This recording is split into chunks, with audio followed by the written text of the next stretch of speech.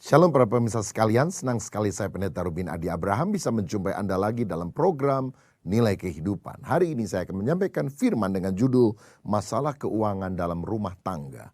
1 Timotius 6 ayat 6-11 berkata, memang ibadah itu kalau disertai rasa cukup memberi keuntungan besar. Sebab kita tidak membawa sesuatu apa ke dalam dunia dan kita pun tidak dapat membawa apa-apa keluar. Asal ada makanan dan pakaian cukuplah. Tetapi mereka yang ingin kaya terjatuh ke dalam pencobaan, ke dalam jerat dan ke dalam berbagai-bagai nafsu yang hampa dan yang mencelakakan, yang menenggelamkan manusia ke dalam keruntuhan. Karena akar segala kejahatan ialah cinta uang. Sebab oleh memburu uanglah beberapa orang telah menyimpang dari iman dan menyiksa dirinya dengan berbagai-bagai duka. Tetapi engkau hai manusia Allah, jauhilah semuanya itu, kejarlah keadilan, ibadah, kesetiaan, kasih, kesabaran, dan kelembutan. Pada masa kini iblis berusaha untuk menghancurkan banyak keluarga-keluarga. Ada berbagai cara yang dia lakukan, antara lain membalikkan kepemimpinan di dalam rumah tangga. Suami yang seharusnya menjadi leader sekarang tunduk kepada istri, karena istri tidak mau tunduk melainkan menanduk suaminya. Keluarga juga bisa mengalami kehancuran karena kebobrokan moral, entah yang dilakukan oleh suami atau istri atau bahkan kedua-duanya. Keluarga juga bisa hancur karena komunikasi yang buruk yang mengakibatkan akhirnya perceraian menjadi pilihan terakhir. Tetapi salah satu hal yang membuat keluarga banyak mengalami pergumulan adalah karena masalah keuangan. Saya ingin mengajak saudara untuk melihat beberapa alasan yang menyebabkan masalah keuangan dapat menghancurkan keutuhan keluarga. Yang pertama, hal itu bisa terjadi bila tujuan hidup kita adalah mengejar harta. Di dalam Lukas pasal yang ke-12, Yesus pernah memberikan sebuah contoh orang kaya yang disebutnya sebagai orang kaya yang bodoh. Kenapa disebut bodoh? Padahal orang ini kan mestinya dianggap pinter berdagang, pinter berusaha. Tetapi ketika dia mendapatkan semuanya, lalu dia berpikir itu yang membuat dia merasa aman, sentosa, bahagia. Dan dia tidak melibatkan Tuhan. Tuhan bilang, nyawamu malam ini dicabut daripadamu. Dan waktu dia mati, untuk apa itu harta yang begitu banyak? Saudara, intinya orang kaya bodoh ini adalah orang yang mengutamakan materi dan mengabaikan perkara-perkara rohani. Bukankah pada zaman ini banyak orang kaya yang bodoh? Karena dia berpikir materi bisa membahagiakan kehidupannya. Dia bersandar pada kekayaan. Dia pikir jiwanya aman. Pada kekayaan bukanlah segala-galanya. Harta adalah alat, tetapi bukan tujuan. Money is a good servant, but a bad master. Uang adalah hamba yang baik, tetapi kalau dia jadi tuan, dia akan menjadi tuan yang jahat. Karena banyak orang yang demi mendapatkan uang menjadi kejam, menghalalkan segala cara untuk mencapai tujuan. Dan banyak orang yang memang pada akhir zaman ini tujuan hidupnya adalah mengejar harta.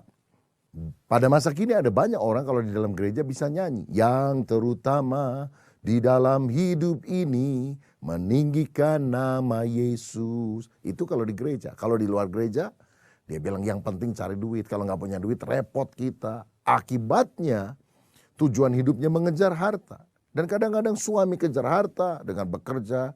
Istri kejar harta juga dengan bekerja. Dan tidak punya waktu untuk bersama-sama. Apalagi yang bisa di-sharekan bersama dengan anak-anaknya. Sehingga ketika anak menuntut perhatian, dia memberikan kasih yang materialistik sifatnya. Maksudnya dia mewujudkan kasih hanya dengan kasih uang banyak, kasih mainan, kasih perlengkapan apapun yang dibutuhkan. Tapi tidak ada waktu untuk berkomunikasi, saling mengasihi satu dengan yang lain. Dan inilah yang menjadikan kedangkalan di dalam kehidupan. Saudara, ingatlah ini, uang memang sesuatu yang penting, tapi bukan yang terpenting. Dengan uang kita bisa membeli tempat tidur yang enak, tapi bukan tidur yang nyenyak. Dengan uang kita bisa pergi keliling dunia, tetapi kita tidak bisa pergi ke sorga. Dengan uang kita bisa membeli apa saja kecuali kebahagiaan. Karena sorga dan kebahagiaan hanyalah anugerah Tuhan bagi orang yang percaya kepadanya dan mengasihi dia dengan segenap hati. Nah, di dalam 1 Timotius 6 ayat 17-19 Firman Tuhan mengingatkan kita demikian. Peringatkanlah kepada orang-orang kaya di dunia ini agar mereka jangan tinggi hati dan jangan berharap pada sesuatu yang tak tentu seperti kekayaan, melainkan pada Allah yang dalam kekayaannya memberikan kepada kita segala sesuatu untuk dinikmati. Peringatkanlah agar mereka itu berbuat baik, menjadi kaya dalam kebajikan, suka memberi dan membagi, dan dengan demikian mengumpulkan suatu harta sebagai dasar yang baik bagi dirinya di waktu yang akan datang untuk mencapai hidup yang sebenarnya. Pemirsa, orang kaya bisa memiliki banyak hal dengan uangnya, tetapi kuasa untuk menikmati hanya bisa dianugerahkan oleh Tuhan kepada kita yang percaya kepadanya. Tuhan mau orang kaya berbuat baik, suka memberi, dan dengan demikian mengumpulkan harta abadi. Itulah kehidupan dan kekayaan yang sejati. Jadi keluarga bisa pecah kalau tujuan hidup suami atau istri adalah mengejar harta. Yang kedua, keluarga bisa hancur bila suami dan istri mulai bertengkar soal penggunaan uang. Kadang-kadang ironisnya begini, ketika suami istri masih sangat sederhana mereka bisa rukun, kompak. Tapi waktu mulai ada duit bisa berantem gara-gara percekcokan uang ini mau dipakai sebagai apa. Saudara, kita harus ingat, pernikahan adalah proses berpadunya dua pribadi yang berbeda untuk menjadi satu. Perbedaan itu meliputi banyak hal. Bisa beda pendapatnya, minatnya, urutan prioritasnya. Misalnya ada istri kalau punya duit, dia suka beli perhiasan. Dia suka beli tas yang mahal-mahal, yang branded. Sedangkan suami kalau dapat uang, dia nggak suka beli perhiasan. Dia tidak suka beli tas yang mahal-mahal. Dia suka beli barang elektronik misalnya. Atau dia suka gonta-ganti mobil. Nah, kadang-kadang ini bisa menimbulkan percekcokan ketika uang yang ada itu digunakan dengan rencana yang berbeda. Istri bilang saya mau beli ini, suami bilang enggak, saya mau beli ini. Karena itu penggunaan keuangan di dalam keluarga hendaklah dibicarakan bersama-sama sebagai proyek keluarga, terutama bila pengeluarannya besar. Tentukan keperluan apa saja yang harus dibeli terlebih dahulu, yang harus diprioritaskan, yang harus diutamakan.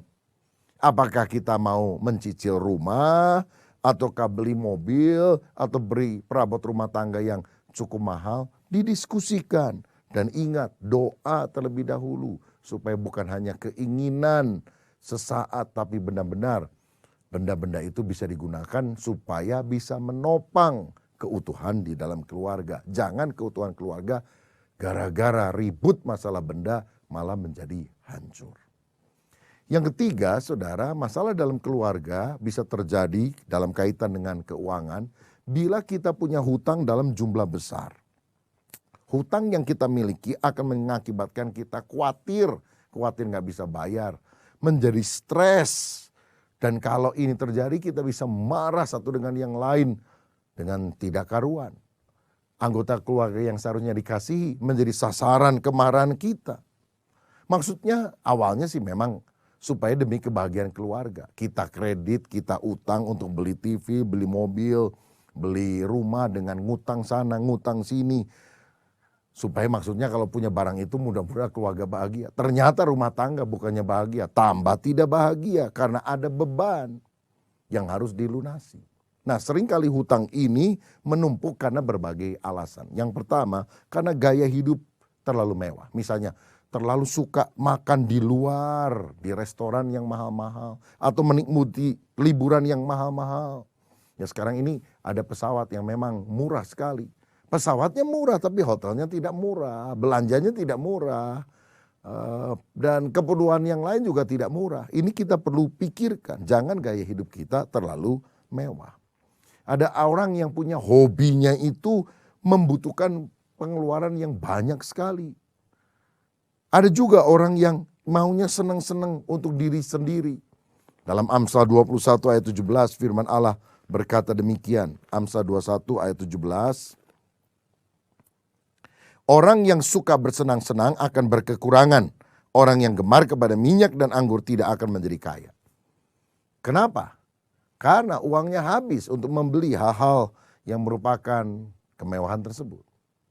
Yang kedua, ada orang yang berhutang dan hutangnya numpuk karena dia menginvestasikan uangnya secara tidak bijaksana. Gara-gara ingin cepat kaya, serakah, justru banyak mengalami kerugian.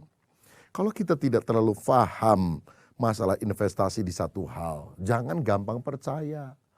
Bahkan jangan terlalu gampang percaya kepada orang yang sudah pikir kenalan baikmu yang bilang pasti untung, pasti untung. Kalau sudah ada proyek yang dia bilang pasti untung, nggak mungkin rugi, hati-hati. Sebab kalau pasti untung, semua orang pasti akan masuk juga di dalam proyek tersebut. Kan tidak mungkin, namanya juga usaha, ada kemungkinan untung, ada kemungkinan rugi. Minta hikmat daripada Tuhan. Yang ketiga, hutang seringkali menumpuk karena kita tidak bijaksana di dalam berbelanja. Gara-gara terpikat iklan yang ditawarkan, beli tanpa pikir panjang karena dorongan hawa nafsu sesaat, keinginan sesaat, perasaan yang rasanya kalau saya beli sekarang, wah saya akan lebih bahagia. Lalu kita lupa akan biaya rutin yang wajib kita keluarkan dari waktu ke waktu. Ingat saudara, kini para penjual berlomba-lomba menggunakan 1001 macam cara untuk menarik orang membeli produknya tersebut. Dan kita harus punya self control, tahan nafsu, tahan diri. Kalau saudara lihat satu barang, rasanya udah ingin beli banget. Coba saudara keluar dulu dari toko itu, entah ke toilet dulu atau kemana. Lalu boleh balik lagi lah 10-15 menit kemudian. Tapi selama 10-15 menit engkau mulai pikir, bener enggak penting? Karena begitu dihadapi rasanya penting banget. Begitu keluar, apalagi kalau kita pulang, dipikirkan 1-2 hari, kalau memang butuh bener baru kita datang lagi. Biasanya berubah loh saudara. Kita sudah tidak lagi terlalu tertarik dengan iklan yang ditawarkan. Jadi kalau saudara mau belanja sesuatu, coba tanya hal ini. Yang pertama, apa itu betul-betul kebutuhan, bukan cuma keinginan sesaat. Yang kedua, apa ini yang harus didahulukan? Apa ini prioritas? Apa nggak ada yang lain yang lebih penting? Yang ketiga, apakah ini waktu yang terbaik? Kan bisa nunggu, siapa tahu bulan depan sudah turun harganya, ada diskon dan sebagainya. Pemirsa sekalian, jadi kalau Anda ingin menjadi orang yang tidak konsumtif, yang tidak punya gaya hidup boros, ada beberapa tips yang kita harus lakukan. Yang pertama, buat dulu daftar belanja bila Anda pergi ke toko. Sehingga yang dibeli itu bukan sekedar yang dilihat, tapi benar-benar yang sudah ada di dalam list, di dalam daftar tersebut. Yang kedua, jangan sentuh barang kecuali memang saudara mau beli. Karena begitu lihat-lihat dan sebagainya, kadang-kadang dorongan sesaat itu muncul. Yang ketiga, kalau tidak mau belanja, jauhilah toko, jauhilah mall, jauhilah shopping center. Karena kalau kita pergi ke sana, suka ada keinginan untuk beli. Karena ada satu jenis penyakit pada akhir zaman, bukan kanker, bukan tipes, bukan demam berdarah, tetapi shopaholic. Jadi keranjingan belanja, rasanya kalau udah belanja, wah kita mengalami kebahagiaan di dalam kehidupan. Juga kita harus ingat ini, hati-hati dalam penggunaan kartu kredit. Kartu kredit boleh digunakan untuk keperluan tertentu, tapi jangan terlalu gampang menggunakannya. Gampang, dikit-dikit gesek, dikit-dikit gesek. Memang kalau keluarin uang cash rasanya kerasa, tapi kalau gesek kartu rasanya nggak terlalu kerasa. Dan ingat ini, kalau saudara misalnya punya uang di bank 10 juta dan engkau gesek 15 juta, berarti engkau tidak berhikmat. Karena saudara harus gesek lebih kecil daripada apa yang kau miliki. Jangan berhutang, apalagi membayarnya dengan bunga bank dari kartu kredit itu. Itu akan menyebabkan kita mengalami kerugian yang berlipat-lipat. Saudara, bila kita jatuh di dalam hutang yang ada, bertekadlah untuk melunasinya. Jangan belanja yang lain dulu, tapi lunasi dulu. Saudara harus mengelola semua hutang. Misalnya, saudara punya utang, katakanlah 120 juta. Lalu saudara ingin lunasi, sekaligus nggak bisa. Saudara pikir saya harus cicil ini 12 bulan, maka setiap bulan saudara harus sisihkan 10 juta sampai genap 120 juta. Kalau engkau bisa gunakan waktu yang lebih cepat, lebih baik. Tapi sebelum itu lunas, hati-hati jangan kita berhutang lagi untuk hal-hal yang lain. Jika demikian, apa langkah yang harus saya lakukan supaya keuangan dalam keluarga sehat, positif, dan memuliakan Tuhan. Yang pertama, jadikanlah Allah sebagai Tuhan atas keuanganmu. Dalam Mazmur 24 ayat 1 dikatakan demikian. Tuhanlah yang empunya bumi serta segala isinya dan dunia serta yang diam di dalamnya. Tuhan adalah pemilik segala-galanya.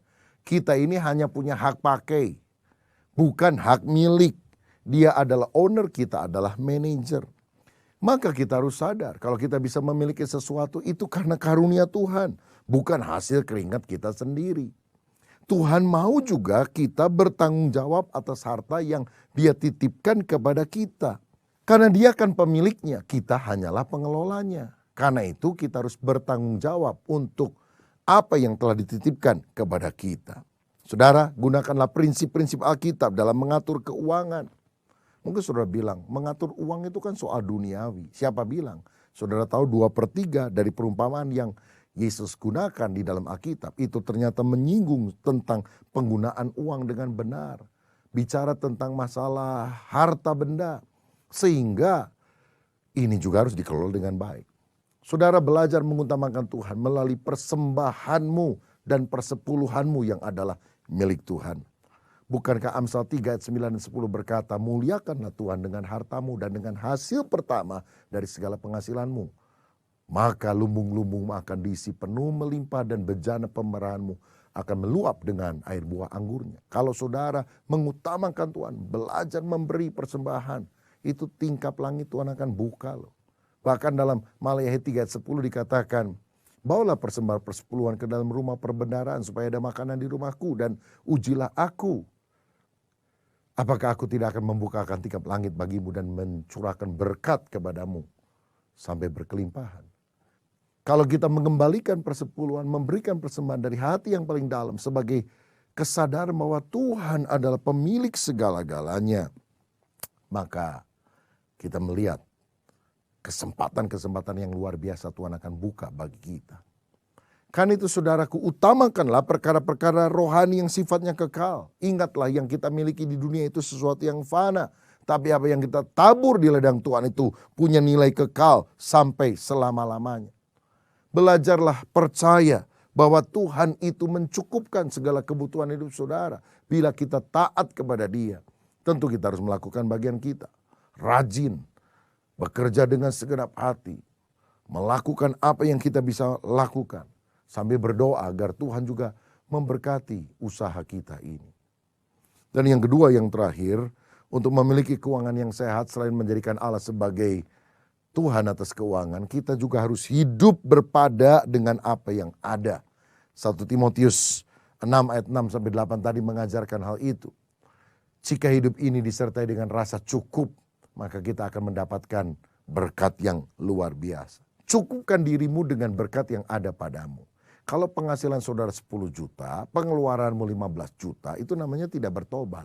Tapi kalau penghasilan saudara 10 juta, pengeluaran 8 juta, malah sisanya masih bisa ditabung, itu adalah kita hidup berpada dengan apa yang ada. Saudara cukupkan diri, jangan suka panas lihat orang lain. Orang lain beli mobil baru, kita beli mobil baru. Orang lain beli motor baru, kita beli motor baru. Belum tentu apa yang dimiliki orang lain, kita juga harus milikinya. Belajarlah hidup jangan lebih besar pasak daripada tiang. Jangan kita menjadi hamba uang. Cukupkanlah diri dengan apa yang ada padamu. Karena Tuhan berkata, aku sekali-kali tidak akan meninggalkan engkau dan aku sekali-kali tidak akan membiarkan engkau. Saudara, ini dorongan saya. Peliharalah kekompakan di dalam keluarga. Jangan gara-gara masalah duit menjadi ribut. Dan saudara perlu mengelola keuangan dengan baik. Sehingga akhirnya uang di dalam keluarga bukan menjadi bencana tetapi membawa berkat dalam kehidupan kita. Tuhan Yesus memberkati.